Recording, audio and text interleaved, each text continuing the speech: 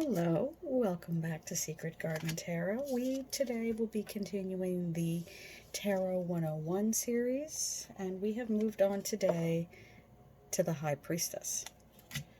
We have several decks as usual. I'm going to get to actually that in a moment, but if you're looking for an in-the-nutshell explanation, it is these two cards. These are the Doreen Virtue Angel Answers card. This is the card that represents the High Priestess.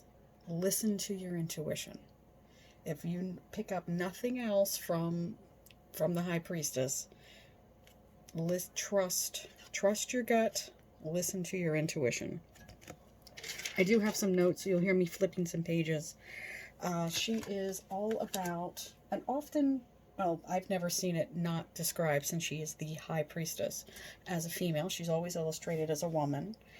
She is the number 2, so she has moved on from the Fool to the Magician. She is number 2, so forward movement, as all the major arcana are. She is often depicted, not every one of them have her between two pillars. This is actually depicted between two pillars on a chair. This one has no pillars at all. But for the most part, she is depicted between two pillars, often with a J and a B. The B is for bows. That's the pillar of strength. The J is Joaquin. It's the pillar of establishment. So standing firm within your faith, standing firm within your knowledge, knowing what you know and using that knowledge. She is representative of secrets and mystery, and really about knowing yourself and knowing your surroundings and using both to the best of your ability.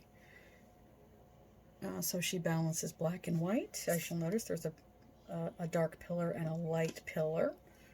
Beautiful cards. This is the Muka Tarot. This is the traditional Rider-Waite. This one is the Ciro Machete Gilded Tarot. This is the Tarot of St. Petersburg. This beautiful golden background. This is my Pocket Tarot. And this is the Morgan Greer Tarot. So, and again, we talked about these. This is the Angel Answers Doreen Virtue Divination deck. So, the Crescent Moon is her signature. Different than the Moon card, although these two women could be, if they're not the same woman, they could certainly be twins. It's a very similar energy, but we'll get to the Moon a little bit further down the road, but they have very, very similar energy. However, the High Priestess is more about your internal intuition. You'll notice that she has a scroll in most depictions, but it is very tightly closed. So she has the instruction, she has the information. She's not freely giving it to anybody, herself included. She's guarding that information very closely, and it is, you can see a nice picture of it there. It is the Torah, the ancient Jewish laws and the rules from God. So we again have moved on from the Magician, and certainly on from the Fool, but it's very similar energy. The Fool does not have a map. He just has what he has in his little bag. He doesn't know which way to go. He doesn't really have a plan. He trusts his gut, and that is the exact message of this card. Trusting your intuition, trusting your gut, trusting that inner knowing.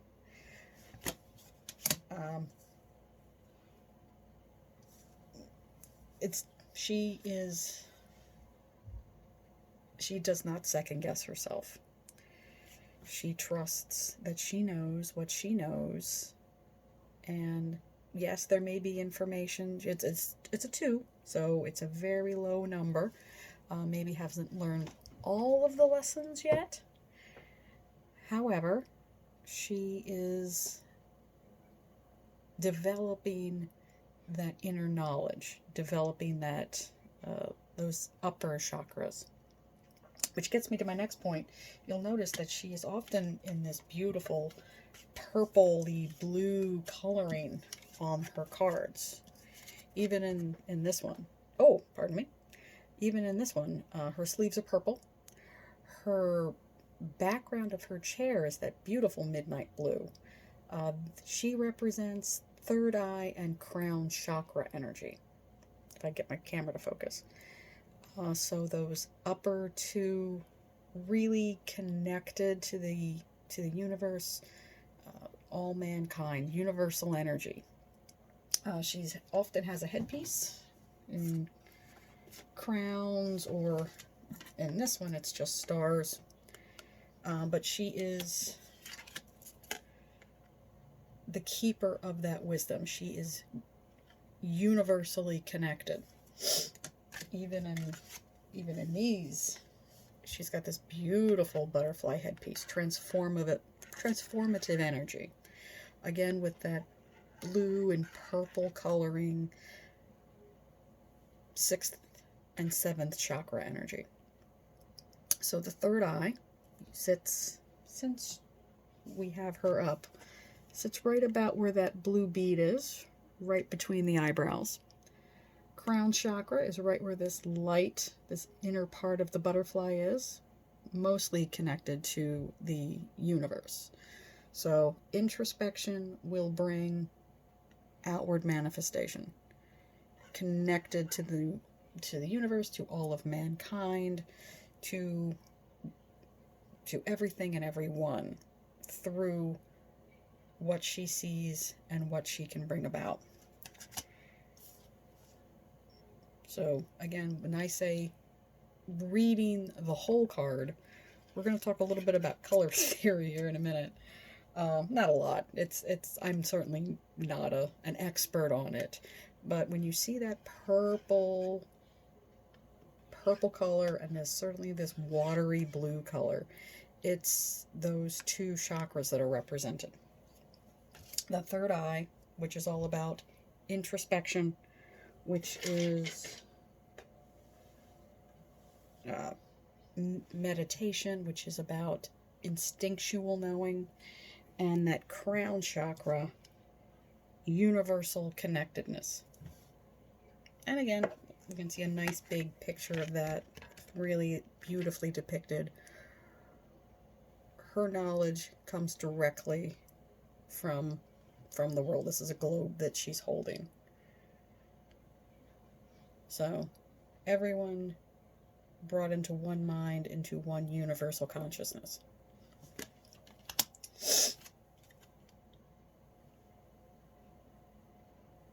And so let's take a minute to talk about the crescent moon. Obviously, it is not a full moon, so there is less light reflected. There's always something that's a bit hidden. Things could be a lot more clearly stated. There is a lot of shadow, especially if you look down here. You can barely see this dark colored pillar.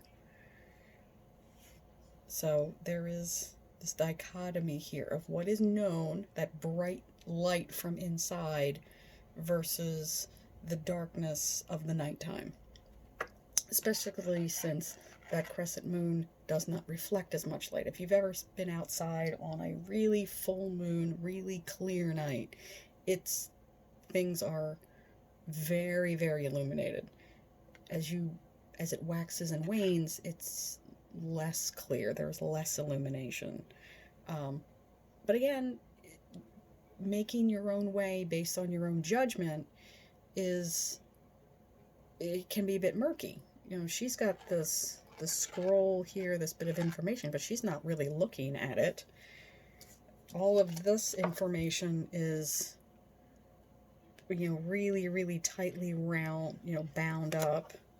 So for all of her power and all of her beauty, the High Priestess is not a perfect person. So she has access to more information than she's willing to look at. She really does trust that third eye. However, she has the rules right in front of her. So there is an up and a downside to every single one of the major arcana. She can be a bit obstinate. She can be really, really stubborn, trying to keep everything going according to what her gut tells her, which is fine. However, she does have more information than she's allowing herself to look at. But it is the lesson overall that we're trying to learn. Just because you have the compass doesn't mean that you don't need the map. Outside of that, I will see you next time. Hopefully you guys are enjoying this series. I will see you next time. Bye, family.